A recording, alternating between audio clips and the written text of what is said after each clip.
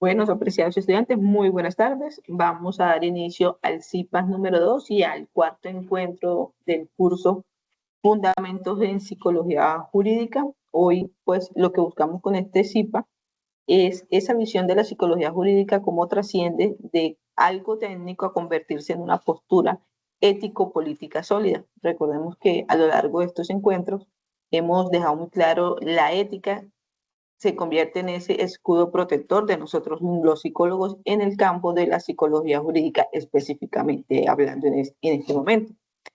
Es importante que tengamos en cuenta que la función de nosotros como psicólogos jurídicos no es solamente apoyar o cumplir un procedimiento legal, estamos aquí porque buscamos entender cómo nuestra ética profesional es el eje que apoya y que permite humanizar la justicia y garantizar un mayor bienestar a las comunidades que se encuentran involucradas en situaciones legales. Entonces, como tal, les doy la bienvenida a este encuentro de ética profesional y campos de actuación en la psicología jurídica. Importante tener presente, seguimos trabajando en nuestro resultado de aprendizaje número 2. Ya estamos en la cuarta tarea por finalizar. Nos quedaría solo pendiente una para finalizar este periodo académico y este curso. ¿Qué buscamos entonces con este resultado de aprendizaje? Que ustedes, nuestros estudiantes, logren describir con rigor los fundamentos de los subcampos de aplicación. Recuerda, Luis, que anteriormente hablábamos lo que era el peritaje, la medición y la asesoría, que es como esos campos donde ejerce el psicólogo jurídico. ¿Qué es importante? No olvidar esos principios transversales que nos ayudan en estos tres campos de acción y en las diferentes subáreas donde nosotros participamos. No buscamos que ustedes como estudiantes simplemente describan o repitan una definición. Y mediante este rato queremos es analizar cómo nuestra contribución de manera responsable al derecho se basa en la evidencia científica y el respeto por la ya teniendo un poquito más claro hacia dónde va enfocado nuestro resultado de aprendizaje y nuestro CIPA, pues vamos a dar inicio a la ética como cimiento de la práctica responsable y partiendo de tres aspectos muy importantes. Hay que tener en cuenta que la ética no es un listado de prohibiciones, es nuestro escudo protector transversal. En este ejercicio profesional que tenemos nosotros como psicólogos, se deben tener en cuenta tres pilares que son totalmente innegociables y que, si no recuerdo mal, hace que 8 días, 15 días que nos encontramos, también los trabajamos. Tenemos lo que es la competencia rigurosa y es que solo podemos actuar en áreas donde tengamos experticia demostrable y actualizada. ¿Qué pasa? A veces por ser psicólogos creen que podemos abordar las diferentes áreas, pero resulta que no es así, que en este campo tan importante como la psicología jurídica debemos centrarnos en lo que ya tenemos experiencia, en lo que sabemos, en lo que podemos demostrar y en lo que hay evidencia. Entonces resulta que Luis Carlos es muy bueno en los temas de peritaje. Entonces él apoya todo el tema de peritaje frente a casos judiciales que se presentan y aunque puede que conozca de mediación y asesoría, no participa de esto porque su fuerte es el peritaje.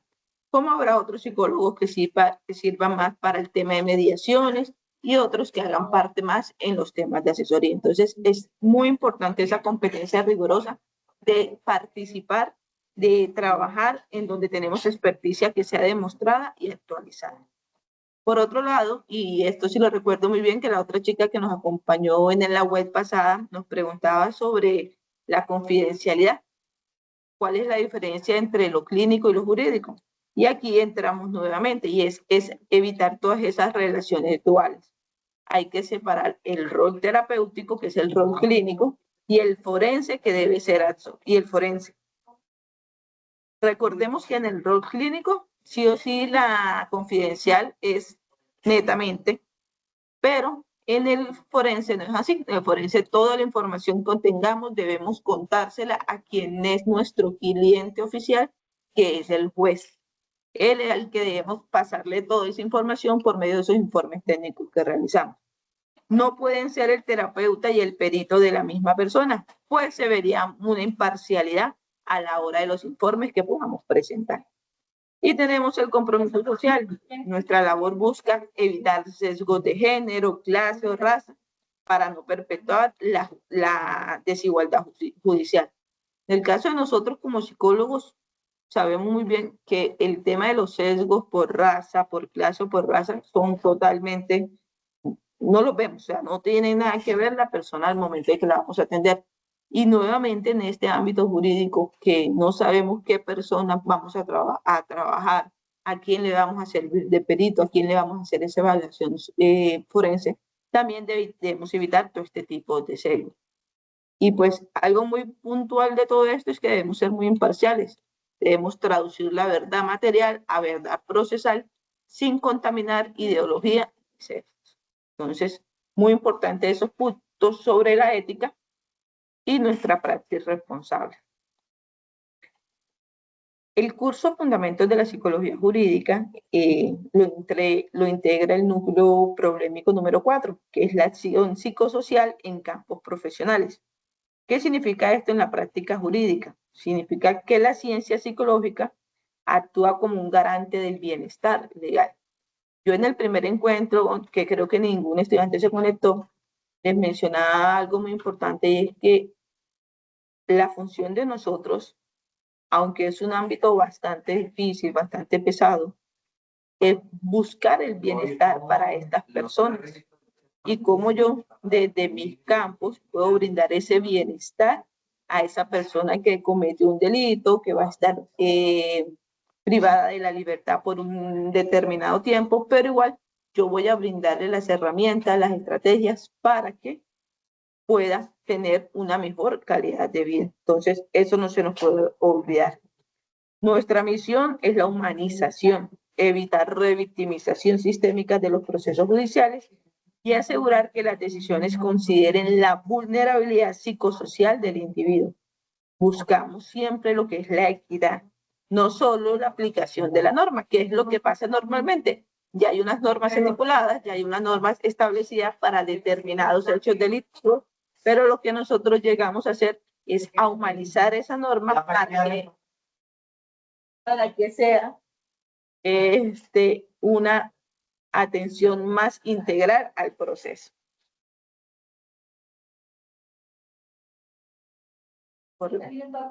Luis, ¿alguna dudita hasta acá? ¿Algo que quieras opinar? No, profe, está claro. No, pero no te escucho. ¿Verdad que no tiene sonido? Todavía nada. Pues déjame mirar, espérame un segundito, a ver si tiene que ver acá con el sonido de acá.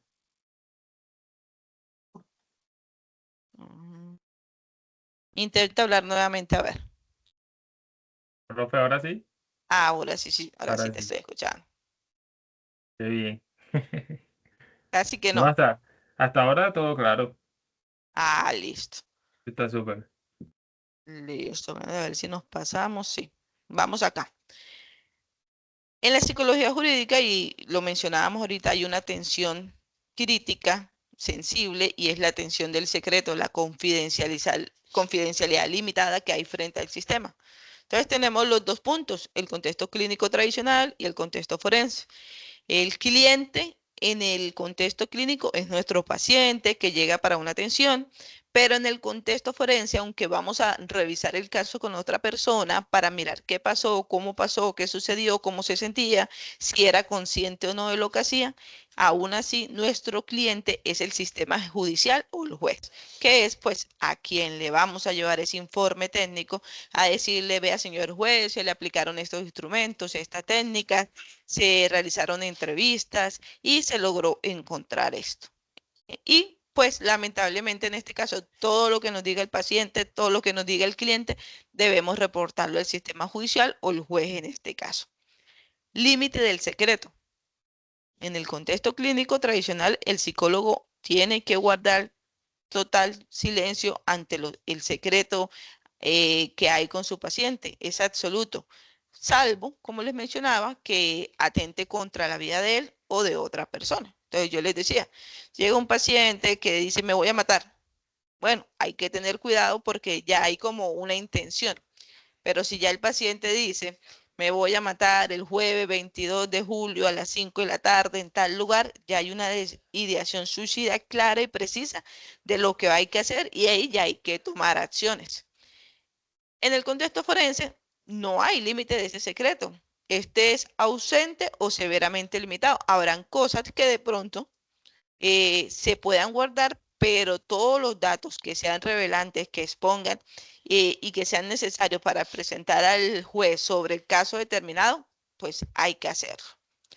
Como psicólogos debemos ser transparentes sobre qué información será reportada y bajo qué límites legales operamos, protegiendo siempre la dignidad del sujeto a pesar de la obligatoriedad procesal. Eso es muy importante, independiente de que habrán cosas que hay que mencionar, siempre también vamos a proteger esa dignidad del sujeto. Pues habrá cosas que no se pueden mencionar porque son propias de la vida de él, pero siempre hay que dejarle dicho a esta persona sobre esta confidencia limitada. O sea, venga, usted lo que me va a contar, yo sí tengo que decírselo al juez, pero habrán cosas que ya podrán quedar entre nosotros de acuerdo al manejo que se le dé. Entonces, importante ese mandato ético que tenemos. Hay un rigor de entrada, hay una obligación ineludible de establecer el consentimiento informado forense y advertir pues esos límites de confidencialidad desde el minuto cero. Por aquí se nos conectó otro compañero. Hola, Joan Sebastián, gracias por conectarte. Y pasamos, qué bien que te hayas logrado conectar a esos retos de vanguardia a los que está expuesto hoy la psicología jurídica, y es el tema de la IA, en que casualmente en un grupo particular pasó en una actividad, la estudiante se apoyó con IA, pero se le olvidó borrar lo que le decía la IA antes del contexto en general. Qué Y así terrible. y así lo subió al foro. Y sobre todo que veníamos trabajando de que cómo la IA hace parte de la psicología jurídica y donde el psicólogo debe verificar todos esos aspectos antes de subir o brindar una información. Entonces, se nos enredó ahí bastante, muchas situaciones, estudiantes pues que ya no querían participar. ¿Nos puede pasar? Sí, nadie está excepto de eso, pero justamente por eso lo hemos abordado tanto, y es la IA está para ayudarnos en muchas cosas, pero antes de compartir una información, de entregar en el caso de ustedes un informe técnico, yo tengo que verificar que esta información sí es veraz, sí es real, y sobre todo que no me diga la IA lo que tengo que decir antes de. Entonces, eso por ese lado. Como profesionales, deben liderar el debate sobre la inteligencia artificial. Realmente ahorita vamos a trabajar un casito de la IA para que ustedes opinen. La IA nos ofrece eficiencia, pero presenta algunos riesgos algorítmicos y puede afectar la toma de decisiones, la famosísima caja negra que muchos han revisado a raíz de las actividades que hemos realizado. La responsabilidad de nosotros como psicólogos jurídicos es ser guardianes éticos, validar que esa máquina, que esa IA no deshumanice el dictamen psicológico. Además, hay un punto importante y es el tema de la huella conductual, y que esa huella conductual nos habla de todos esos datos sensibles de nuestro cliente. ¿Cuáles son esos datos sensibles? Los traumas y perfiles psicológicos, ciertos temas, procesos legales que lleve, custodia centrista, y nosotros debemos proteger esa información para evitar que haya una vulnerabilidad sistémica, dependientemente de lo que la persona haya hecho. Lo consideremos bueno, no tan bueno, dependientemente de que lo que ustedes hayan logrado es que lo vayan a condenar. Nosotros siempre debemos buscar que no se le vulneren los derechos a esa persona. Y por eso muchas veces somos juzgados. Yo les decía en su momento, hay muchos casos, sobre todo de los violadores, digamos en este caso de infantes, y entra ese estudio del psicólogo para mirar si la persona era consciente o no de lo que hacía. Y la sociedad en general se rige de pronto por una norma social, por una norma ética, y castiga a la persona por cometer el acto. Pero lamentablemente hay otros aspectos que se miran desde la psicología y que nosotros, como psicólogos y psicólogos jurídicos, debemos dar una información, hacer un informe ético para corroborar si esta persona si era consciente o no de lo que hacía en su momento. Entonces, chicos, importante esto. Nosotros somos traductores, críticos insustituibles. Nadie nos puede cambiar, no hay una IA que pueda hacer lo que nosotros hacemos. Sobre todo la parte de humanización. Que la IA pueda manejar la información de un psicólogo, qué hace, cómo lo hace, pueda revisar informes, pueda dar hasta diagnósticos, sí. Pero la parte de humanización, que es lo que hemos querido recalcar a lo largo de estos encuentros, no se puede sustituir. La validación humana obligatoria para evitar que la máquina deshumanice el dictamen. A partir de eso que nosotros logramos en esas entrevistas, es que logramos obtener un informe que ayude a darle una norma integral a esta persona. Entonces, no olvidemos esa parte. Y este es el casito que quiero que revisemos, que Luis y Joan nos ayuden a responder, a ver cómo estamos en este proceso y cómo actuaríamos. Dice en nuestro caso, un fiscal le solicita realizar un peritaje de credibilidad del testimonio a una víctima de violencia intrafamiliar. Al iniciar la revisión, usted descubre que evaluó clínicamente a la hermana de la víctima hace 5 años en terapia privada. Además, el fiscal exige de manera perentoria que usted utilice un nuevo software de IA para analizar microexpresiones durante la entrevista forense. Entonces tenemos el caso, una víctima de violencia intrafamiliar, pero ustedes se dan cuenta que cuando llegan a atender a esa víctima ya han atendido a una familiar de ella anteriormente. Y además les piden que utilicen una IA que no está verificada sobre microexpresiones durante esa entrevista forense. Entonces, Luis, nos dicen por acá, ¿se configura una violación directa al principio de relaciones duales? Sí, porque ya lo había atendido anteriormente como un paciente clínico. Entonces ahí ya hay como conflicto.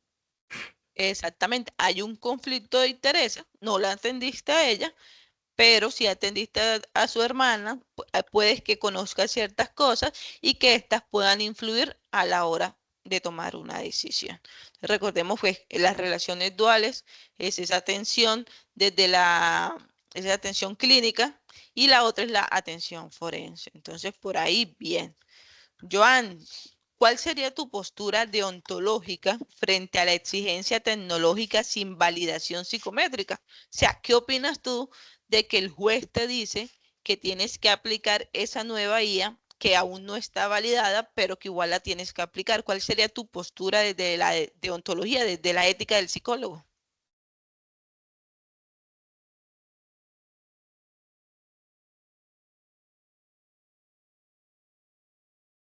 Que Joan no nos escucha o se nos fue. ¿Qué dices tú, Luis? ¿Tú qué dirías? ¿Aceptarías? ¿No No debería aceptarías? utilizarse porque no tiene como una validez sólida. Y Exactamente. podría incluso afectar la misma acción del psicólogo, de pronto dándole datos que no están de acuerdo a lo que se está buscando. Exactamente, Luis, así es. Nuestra respuesta a esa pregunta, al usar esa IA y sobre todo para las expresiones faciales de la persona, es un no. Recordemos, y se los decía un ratico, nosotros somos los guardianes éticos.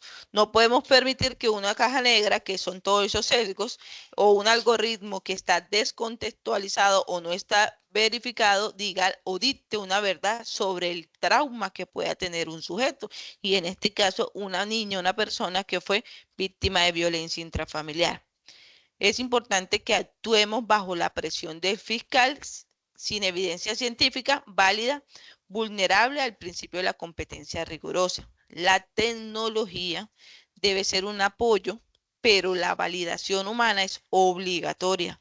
¿Para qué? Para evitar que la máquina deshumanice el dictamen. Por eso es que es tan importante el psicólogo jurídico y a lo largo de los años ha tomado tanto valor a la hora de esos dictámenes para que la norma sí como tal haga una atención integral a la persona que ha sido víctima o que es víctima de diferentes procesos. Nos dice por aquí, ¿cómo ejerce aquí su rol como garante para evitar la revictimización sísmica? ¿Qué opinas tú? Pues justamente sería eso, pero en el caso del conflicto de interés, evitando participar pues como en esa investigación y utilizando de pronto el apoyo de otro psicólogo que pueda hacer ese trabajo. Y en el caso de la Exactamente. IA, sabiendo que obviamente no está correctamente validada, que puede generar incluso un sesgo muy peligroso, pues también evitar su uso, no simplemente porque el fiscal lo haya dicho como que no me toca, sino que mantenerse a raya y decir no, no se debe por esto y esto.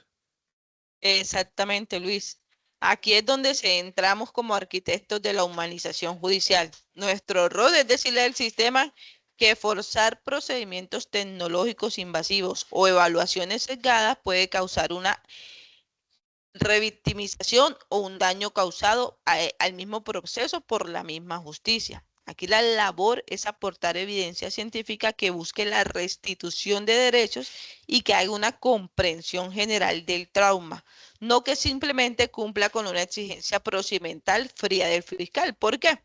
Porque se los decía, creo que la vez pasada estabas tú también, y es que Sí. listo, llegamos, está el caso, encontraron, digamos que tú hiciste la entrevista, se comprobó que fue un familiar cercano, la norma dice por violación intrafamiliar, entonces van a tener 10 años de castigo y listo, ahí terminó todo. Pero ¿qué pasa con la víctima? ¿Qué pasa también con esta persona que cometió el acto?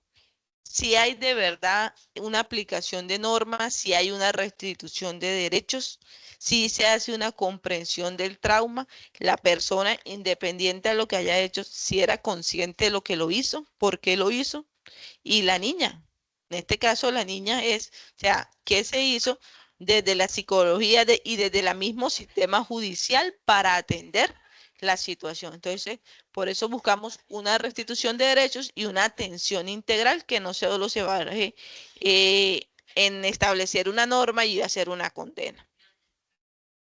¿Algo más que quieras decir, Luis? No, profe, gracias. Listo. Y ya para finalizar, eh, espérame que aquí esto se trabó. Bueno, un puntico como muy general de la actividad, de lo que están haciendo. Están haciendo una matriz, ha habido mucha participación, pues algunos temas que hay por mejorar, pero bueno, ¿qué es lo que buscamos? Bueno, la matriz que es, escojan el subcampo del derecho, el subcampo de la psicología, cómo se interviene, que den un ejemplo, cómo va tu grupo en cuanto a eso. Estamos bastante avanzados, ya casi la tenemos lista. Sí, ya estamos como a 6 días de finalizar. Entonces, ¿qué es lo que queremos hacer? Vamos a construir un organizador gráfico que articule el ecosistema de actuación de la psicología jurídica, el que hace, desde qué es su campo y qué principio ético aplica. Entonces, ¿qué se pueden hacer? Entrevistas estructuradas, triangulación de expediente, aplicación de técnicas. Desde que sus campos ya puede ser desde peritaje, mediación, asesoría, arquitectura en la sombra y justificar pues argumentativamente cómo la deontología guía esa acción puntual. Yo creo que uno de los puntos más importantes acá, después de la humanización de la norma, de la justicia, es reconocer la ética como nuestro escudo protector ante diferentes situaciones que se nos presentan y que nos va a ayudar a cómo actuar y a protegernos en diferentes casos. Importante, Luis, y para los chicos cuando nos escuchen, el rigor técnico y ético no se negocia en el estrado ni en ningún espacio. Éxitos en este espacio y cualquier cosa, Luis, quedo súper atenta. Muchas gracias, profe.